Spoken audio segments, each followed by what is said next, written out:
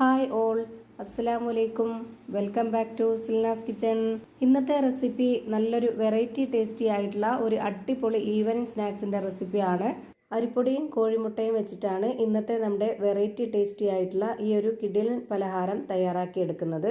കുട്ടികൾക്കും വലിയവർക്കുമെല്ലാം ഒരുപോലെ ഇഷ്ടാവുന്ന നല്ല ടേസ്റ്റി ആയിട്ടുള്ള ഒരു അടിപൊളി പലഹാരമാണ്. അപ്പോൾ ഇതെങ്ങനെയാണ് തയ്യാറാക്കുന്നതെന്ന് അറിയാനായിട്ട് വീഡിയോ സ്കിപ്പ് ചെയ്യാതെ മുഴുവനായിട്ടൊന്ന് കണ്ടു നോക്കണേ.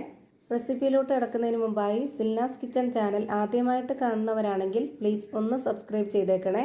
ഒപ്പം തന്നെ ഈ വീഡിയോസ് നിങ്ങൾക്ക് ഇഷ്ടപ്പെടുകയാണെങ്കിൽ ഒരു ലൈക്ക് ചെയ്യാനും ഷെയർ ചെയ്യാനും മറക്കരുത്.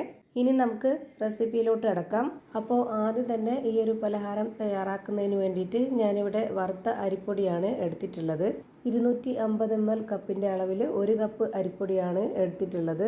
അരിപ്പൊടി വറുത്തതായാലും വറുക്കാത്തതായാലും കുഴപ്പമൊന്നുമില്ല.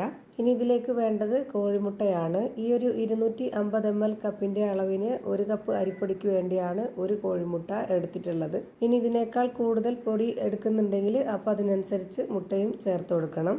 അടുത്തതായിട്ട് ഇതിലേക്ക് വേണ്ടത് തേങ്ങ ചിരകിയതാണ്. 1/4 കപ്പ് അളവിൽ 1 കപ്പ് തേങ്ങ ചിരകിയത് ഇതിലേക്ക് ഇട്ട് കൊടുക്കുന്നുണ്ട്. 1 കപ്പ് അരിപ്പൊടിക്ക് വേണ്ടിയാണ് ഞാൻ എല്ലാ ഇൻഗ്രീഡിയൻസിൻ്റെ അളവും പറയുന്നത്. എത്രയാണോ അരിപ്പൊടി എടുക്കുന്നത് അപ്പോൾ ബാക്കിയുള്ള എല്ലാ ഇൻഗ്രീഡിയൻസിൻ്റെ അളവും അതിനനുസരിച്ച് കൂട്ടിയെടുക്കേണ്ടി വരും. ഇനി ഇതിലേക്ക് 60 ml കപ്പിൻ്റെ അളവിൽ 1 കപ്പ് പഞ്ചസാരയാണ് ഇട്ട് കൊടുക്കുന്നത്. മധുരം എത്രയാണോ ഓരോരുത്തർക്കും വേണ്ടത് അതിനനുസരിച്ച് കൂട്ടിയും കുറച്ചും ഇട്ട് കൊടുക്കാവുന്നതാണ്. പിന്നെ ഇതിൻ്റെ മധുരത്തിനെ ഒന്ന് ബാലൻസ് ചെയ്യാനായിട്ട് ഒരു നുള്ള് ഉപ്പും കൂടെ ഇട്ട് കൊടുക്കുന്നുണ്ട്. ഇനി ഇതൊന്ന് മാറ്റി വെച്ചേക്കാം. അടുത്തതായിട്ട് ഒരു മിക്സിയുടെ ജാർ എടുത്തിട്ട് അതിലേക്ക് ഒരു 1/2 കപ്പ് അളവിൽ കപ്പലണ്ടി ഇട്ട് കൊടുക്കുന്നുണ്ട്.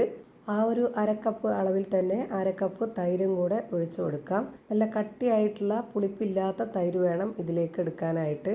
ആ ഒരു 1/2 കപ്പ് മുഴുവനായിട്ടും ഒഴിച്ചു കൊടുത്തതിന് ശേഷം ഇത് നന്നായിട്ടൊന്ന് അരച്ചെടുക്കാം. വേറെ വെള്ളമൊന്നും ഒഴിച്ചു കൊടുക്കരുത്. ആ ഒരു തൈര് മാത്രം തന്നെ മതിയാവും. എന്നിട്ട് ഇത് നന്നായിട്ട് അരച്ചെടുത്തതിന് ശേഷം ഈ ഒരു അരിപ്പൊടിയിലേക്ക് മുഴുവനായിട്ടും ഒഴിച്ചു കൊടുക്കാം. ഇനി ഒരു വിസ്ക് വെച്ചിട്ടാണ് ഞാനിത് നല്ലപോലെ ഇളക്കി യോജിപ്പിച്ചെടുക്കുന്നത്. ഇതിലേക്ക് കുറച്ചുകൂടി വെള്ളത്തിൻ്റെ ആവശ്യം വരുന്നുണ്ട്. അപ്പോൾ നമ്മൾ ഒന്നിച്ചൊഴിച്ചു കൊടുക്കാതെ നോക്കിയിട്ട് ഘട്ടം ഘട്ടമായിട്ട് ഒഴിച്ചു കൊടുത്ത് കറക്റ്റ് പരുവത്തിലാക്കി എടുക്കണം. ഒന്നിച്ചൊഴിച്ചു കൊടുത്ത് ഇളക്കി കൊടുക്കാൻ നിന്നാൽ അതിൻ്റെ പരുവം തെറ്റിപ്പോവും. ഇനി ഈ പലഹാരം ഒന്ന് കളറായിട്ടിരിക്കാൻ വേണ്ടിയിട്ട് ഞാനിതിലേക്ക് യെല്ലോ ഫുഡ് കളർ ഇട്ട് കൊടുക്കുന്നുണ്ട്.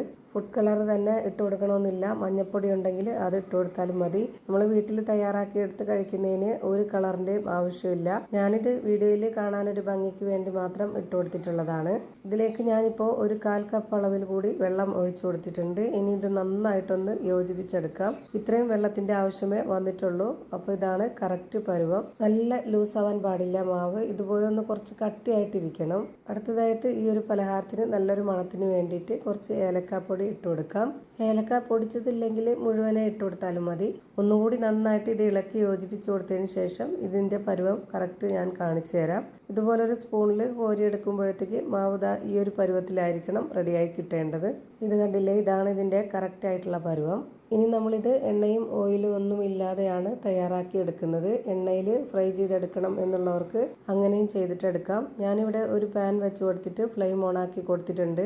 ഒട്ടും തന്നെ എണ്ണയും ഓയിലൊന്നും യൂസ് ചെയ്യാതെ ഞാനിവിടെ ഒരു കയ്യിൽ മാവ് ഒഴിച്ചു കൊടുക്കുകയാണ്. ഈ ഒരു അളവിൽ മാവ് കോരി ഒഴിച്ച് ചുട്ടെടുക്കുകയാണ് ചെയ്യുന്നത്. ബട്ടറോ നെയ്യോ ചേർത്ത് കൊടുക്കണം എന്നുള്ളവർക്ക് അങ്ങനെയും ചെയ്തിട്ടെടുക്കാം. എങ്ങനെ വേണമെങ്കിലും തയ്യാറാക്കിയെടുക്കാം. എന്തായാലും നല്ല ടേസ്റ്റി ആയിട്ടുള്ള ഒരു അടിപൊളി പലഹാരമാണ്. ഈ ഒരു പാൻ വെച്ച് ചൂടാക്കിയതിന് ശേഷം ഒന്ന് ഫ്ലെയിം കുറച്ചിട്ട് വേണം നമ്മൾ ഈ ഒരു മാവ് ഒഴിച്ചു കൊടുക്കാനായിട്ട്. ഇതിന് ഒരുപാട് ഫ്ലെയിമിൻ്റെ ആവശ്യമില്ല, പെട്ടെന്ന് തന്നെ കരിഞ്ഞു പോവും. ഇപ്പോൾ ഇതിൻ്റെ ഒരു സൈഡ് വെന്ത് കിട്ടിയിട്ടുണ്ട്. ഇനി ഇതെല്ലാം ഒന്ന് തിരിച്ചിട്ട് കൊടുക്കുന്നുണ്ട്. ഇതിൻ്റെ ഫ്ലെയിം കറക്റ്റായിട്ട് കൂട്ടിയും കുറച്ചൊക്കെ നോക്കി വേവിച്ചെടുക്കുക. എന്നാലേ ഇത് കറക്റ്റ് പരുവത്തിന് വെന്ത് കിട്ടുള്ളൂ. ഇപ്പോൾ ഇതിൻ്റെ 2 ഭാഗവും വെന്ത് കിട്ടിയിട്ടുണ്ട്. ഇനി നമുക്കിതൊന്ന് തിരിച്ചിട്ട് കൊടുക്കാം. എന്നിട്ട് നമുക്ക് ഓരോന്നോരോന്നായി എടുത്തു മാറ്റാം. സ്കൂൾ വിട്ട് വരുന്ന കുട്ടികൾക്കൊക്കെ വളരെ പെട്ടെന്ന് തയ്യാറാക്കി കൊടുക്കാൻ പറ്റുന്ന നല്ല ഈസി ആയിട്ടുള്ള ഒരു അടിപൊളി പലഹാരമാണ്. എന്തായാലും നിങ്ങൾക്ക് എല്ലാവർക്കും ഇഷ്ടാവും. ഇതുപോലെ നിങ്ങളും ഒന്ന് തയ്യാറാക്കി നോക്കുക. എണ്ണയും ഓയിലും നെയ്യും ബട്ടറൊക്കെ ചേർത്ത് തയ്യാറാക്കി എടുക്കണം എന്നുള്ളവർക്ക് അങ്ങനെയും ചെയ്തിട്ടെടുക്കാം. നല്ല ടേസ്റ്റി ആയിട്ടുള്ള ഒരു അടിപൊളി പലഹാരമാണ്. ഞാനിതൊന്ന് പൊട്ടിച്ച് കാണിച്ചു തരാം. നല്ല സോഫ്റ്റ് ആയിട്ടിരിക്കുകയാണ്. അപ്പോൾ ഇത്രയേ ഉള്ളൂ ഇന്നത്തെ വീഡിയോ ഇഷ്ടമായാൽ ലൈക്ക് ചെയ്യാനും കമൻറ്റ് ചെയ്യാനും ഷെയർ ചെയ്യാനും മറക്കരുത്. പുതിയ ഒരു വീഡിയോയുമായി വീണ്ടും വരും. Thank you for watching.